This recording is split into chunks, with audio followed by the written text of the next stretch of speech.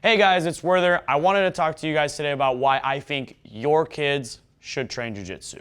The first and most important reason is that it will make them more mentally and physically resilient people. And ultimately, as parents, that's our goal for our kids. We want them to be tougher, stronger, better than us in as many ways as we can possibly make them, so that they're more equipped than even we are to deal with the hardships that life may throw at them. And jiu-jitsu as an activity is definitely something that will teach them to be more mentally and physically resilient. They will have to strain hard against another person that's trying to take them down, pin them, hold them to the ground, and they're going to have to fight back as hard as they can.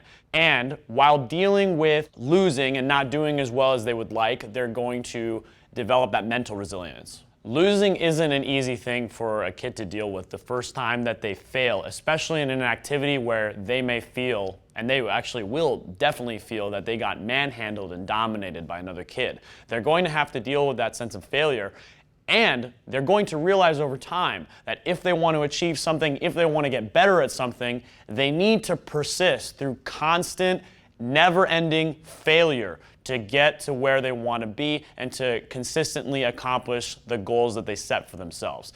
And I can think of no more valuable lesson for a child to learn early on. The second reason is that it'll teach them applicable self-defense skills. Children, unlike adults, may have to deal with an aggressor, a bully, more than once in their life, consistently. And the reason for that is, if I come up on an aggressor, like let's say I'm out at a bar, and someone's being antagonistic towards me, I can very easily de-escalate the situation, walk away, and never see that person again.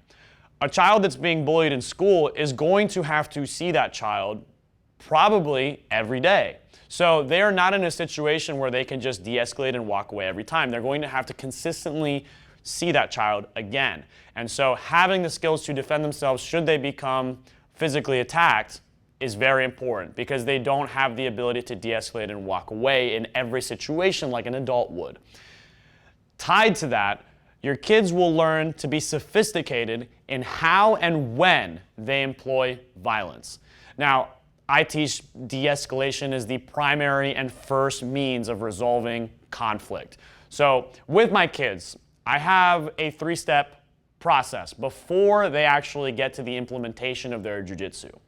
Unless they're being directly and aggressively physically attacked, if they're dealing with the bully, their first means of de-escalation is to tell the bully that what they're doing is not okay. I tell them to use their strong words. Say no firmly and forcefully, because you want them to communicate to the other kid that what they're doing is not okay. And sometimes that will be more than enough to resolve the conflict, either because they stood up for them firmly, verbally, or because the other kid, they're kids, they're not socially aware like adults are, and that kid may not have realized that what he was doing to your child was hurting their feelings. And by your child verbally standing up for themselves, they became aware of that and they decided to cease that behavior.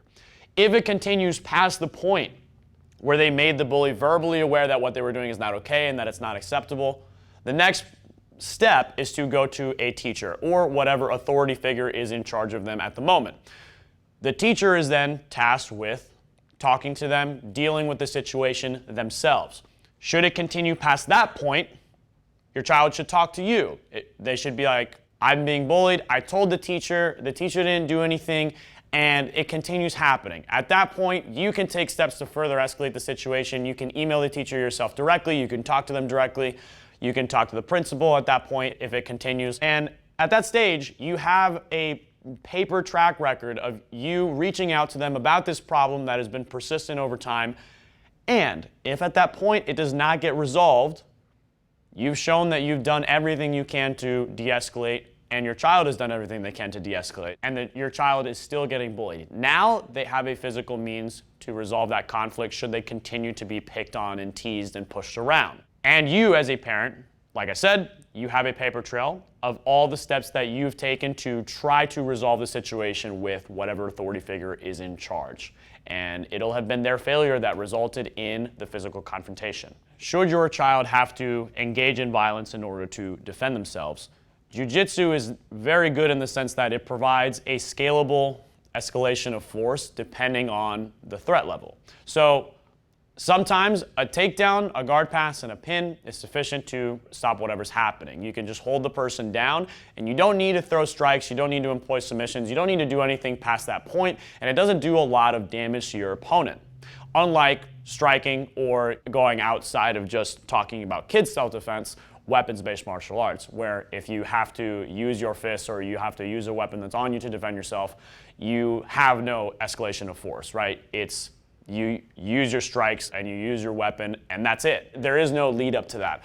With jiu-jitsu, you can be a lot more gentle and scale up as the threat level increases. And your kids will learn how to do that too. For my kids, when I teach them in here, I don't teach submissions to my general kids classes until they hit age around 12 or 13, and I feel that they're of a sufficient maturity level in order to learn that material. For the kids that compete, I make sure that I think this child is emotionally mature enough to understand what the submission is, the damage that it can cause to somebody else, and I know that they're going to prioritize their training partner's safety when they are employing submissions. If all those conditions are met, I let them become part of my competition team and I teach them submissions. But I think it's a mistake to teach it in a generalized class setting with no barrier to entry to teaching submissions. Not every 6, 7, 8-year-old is mentally equipped with the knowledge and sophisticated mindset to be able to handle this information responsibly. So a good jiu-jitsu program will also differentiate between that and make sure that your child is learning the material that is appropriate for their maturity level and to raise their maturity level so that they can handle the more complex, the more submission-based material over time. Additionally, a good jiu-jitsu program will reinforce the messages that you as parents are teaching to your kids at home. Messages of discipline, respect, and integrity. These are important things that I talk to my kids about in class. I either do it with stories or I relate it to their training and I make sure I work those in. So they're expected to not only respect myself and the other coaches, but also their parents and also their teammates. They're expected to show discipline such that when I'm showing a technique, they're sitting quietly, attentively, learning, watching, and then implementing. And while they're training and implementing, they are practicing until I tell them to stop and move on. So developing these skills will help them not only learn the jiu-jitsu material, obviously, but it'll help them learn any other material that an adult is teaching them throughout their lives. So it's reinforcing that discipline and respect that they show their teachers and their fellow classmates. So one thing I do at the end of my classes is I play a game or two with my kids if they did a good job during class and they didn't put up too much of a fuss. The reason I do this is sometimes during drilling, some kids had a really hard day, they lost all their exchanges, they went and had really tough matches, so I want to end class on a positive note. Now, during the games, to reinforce the integrity message, I make sure that every kid plays by the rules. And if they don't, they get punished for it. Not only do they get eliminated from whatever game that we're doing, I make them do squats and push-ups because they should have that message of integrity and playing fairly reinforced. That is ultimately what creates a strong, stable society, is if everybody has the same idea of how to play fairly within the rules of the system. How we engage in discourse is done in a certain way. How we engage each other is done with a certain way and with a certain level of respect and integrity, such that the whole system maintains a minimum level of corruption. And it starts young. You want your kids to have those messages of fairness and integrity reinforced. And something as simple as making sure that everyone's playing the game the right way is a good way to reinforce it.